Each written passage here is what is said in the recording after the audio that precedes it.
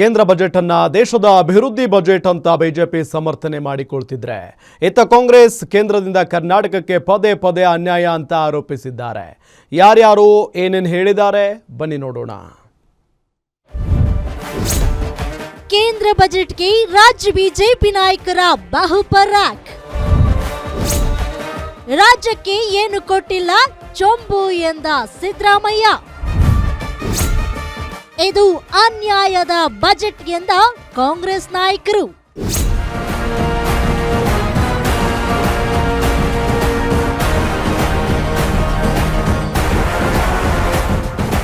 ಕೇಂದ್ರ ಬಜೆಟ್ ವಿಚಾರಕ್ಕೆ ರಾಜ್ಯದಲ್ಲಿ ವಾಕ್ಸಮರ ಜೋರಾಗ್ತಾ ಇದೆ. ಇದು ಇಡೀ ದೇಶದ ಅಭಿವೃದ್ಧಿ ಬಜೆಟ್ ಅಂತ ಬಿಜೆಪಿ ಹೇಳಿದ್ರೆ ಇದರಲ್ಲಿ ಏನೂ ಇಲ್ಲ, ಬರೀ ಚೊಂಬು ಅಂತ ಸಿದ್ದರಾಮಯ್ಯ ಲೇವಡಿ ಮಾಡಿದ್ದಾರೆ.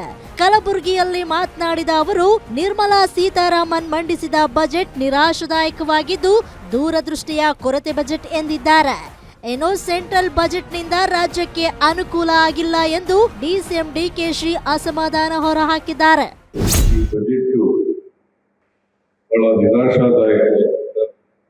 ದೂರದೃಷ್ಟಿ ಇಲ್ಲದ ಹೇಳಿಕೆಗಳಿಂದ ಕೂಡಿರ್ತಕ್ಕಂಥ ನಮ್ಗೆ ರೈತರಿಗೆ ನಾವು ಈಗ ರೇಷ್ಮೆಗೆ ಇಲ್ಲಿ ಉತ್ತೇಜನ ಕೊಡಬೇಕು ಅಂತೇಳಿ ನಾವು ಯಾವಾಗ ಹೊರಟಾಗ ಈಗ ಹೊರಗಡೆಯಿಂದನೂ ಕೂಡ ನಮ್ಮ ಕನಕಪುರದಲ್ಲಿ ಎಷ್ಟು ಬೆಳೀತಾ ಇದ್ದಾರೆ ಅಷ್ಟೇ ಬೆಳೆ ಹೊರಗಡೆನೂ ಈಗ ಪ್ರಾರಂಭ ಆಗ್ತಾ ಇದೆ. 800 ರೂಪಾಯಿವರೆಗೂ ಇದೆ. ಇನ್ನು ಈ ರೀತಿ ಬೇಕಾದಷ್ಟು ಪ್ರೋತ್ಸಾಹ ಕೊಡುವಂಥ ಕೆಲಸ ಎಲ್ಲ ನಾವೆಲ್ಲ ಮಾಡ್ತಾ ಇದ್ದೀವಿ. ಕೇಂದ್ರ ಸರ್ಕಾರ ಕೂಡ ಇದರ ಬಗ್ಗೆ ಸರಿ ಮಾಡಬೇಕು. ಇನ್ನು ದೇಶದ ಸರ್ವಾಂಗೀಣ ಅಭಿವೃದ್ಧಿಗೆ ಇದೊಂದು ಐತಿಹಾಸಿಕ ಬಜೆಟ್ ಎಂದು ಬಿಜೆಪಿ ನಾಯಕರು ಗುಣಗಾನ ಮಾಡಿದ್ದಾರೆ. ದೇಶದ ಪ್ರಮುಖ ನಗರಗಳ ನಡುವೆ ಸಂಪರ್ಕ ಕಲ್ಪಿಸಲು 7 ಹೈ ಸ್ಪೀಡ್ ರೈಲು ಕಾರಿಡಾರ್ಗಳನ್ನ ನಿರ್ಮಲಾ ಸೀತಾರಾಮನ್ ಘೋಷಿಸಿದ್ದಾರೆ. ಈ 7ರಲ್ಲಿ 2 ಮಾರ್ಗಗಳು ಬೆಂಗಳೂರಿಗೆ ಸಂಪರ್ಕ ಕಲ್ಪಿಸುತ್ತವೆ. ಕೇಂದ್ರದ ಬಜೆಟ್ ಭಾರತದ ಅಭಿವೃದ್ಧಿಗೆ ಪೂರಕವಾಗಿದೆ. ಕೈಗಾರಿಕೆ, ಪ್ರವಾಸೋದ್ಯಮ, ಐಟಿ-ಬಿಟಿ ಸೇರಿದಂತೆ ಎಲ್ಲಾ ಕ್ಷೇತ್ರಗಳಿಗೂ ಬಜೆಟ್ನಲ್ಲಿ ಒತ್ತು ಕೊಡಲಾಗಿದೆ ಅಂತ ಬಿಜೆಪಿ ನಾಯಕರು ಸಮರ್ಥಿಸಿಕೊಂಡಿದ್ದಾರೆ. ದೇಶದ ಸರ್ವಾಂಗೀಣ ಹಾಗೂ ಅಭಿವೃದ್ಧಿ ಒಳಗೊಂಡ ಬಜೆಟ್ ಇದಾಗಿದೆ. ಸಬ್ಕಾ ಸಾಥ್ ಸಬ್ಕಾ ವಿಕಾಸ್ ಸಬ್ಕಾ ಪ್ರಯಾಸ್ ಒಳಗೊಂಡಂತೆ ಬಜೆಟ್ ಎಲ್ಲರಿಗೂ ಬಹಳ ಹತ್ತಿರವಾಗಿದೆ. ಈ ಬಾರಿಯ ಬಜೆಟ್ ಅಂದಾಜು ಮೊತ್ತ 11 ಲಕ್ಷ ಕೋಟಿ ರು. ಈ ಬಜೆಟ್ ನೋಡಿದರೆ ಭಾರತದ ಸಾರ್ವಭೌಮತ್ವದ ಏಕತೆಯನ್ನು ಎತ್ತಿ ಹಿಡಿಯುವಲ್ಲಿ ಸಫಲ ಆಗಿದೆ.